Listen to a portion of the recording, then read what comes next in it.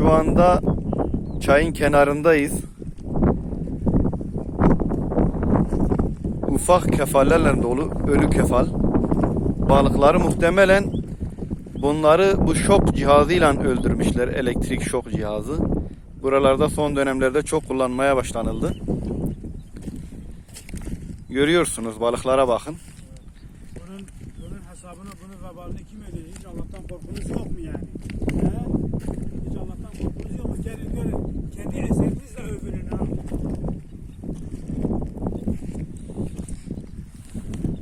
Katliam yapmışlar. Adeta katliam yapmışlar. Yani yazık.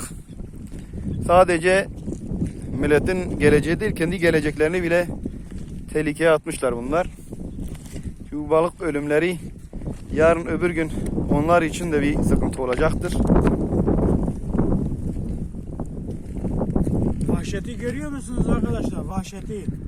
Yazık değil mi ya? İnsan azıcık Allah'tan korksa böyle bu hale getirir mi burayı ya? Bu balıkları bu hale getirir Evet. mi ya?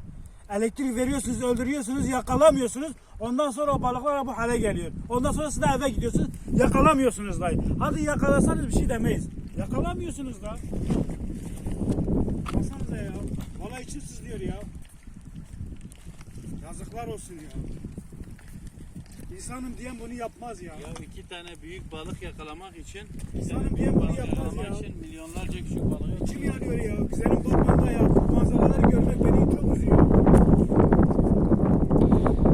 Kaç tane balık yakalamak için bu kadar Şu an görüyorsunuz arkadaşlar. Doğru bir şey mi yani? Yorumu size bırakıyorum. Kaç tane büyük balığı yakalamak için binlerce balık telef ettiniz ya. Vicdanınız rahat mı yani?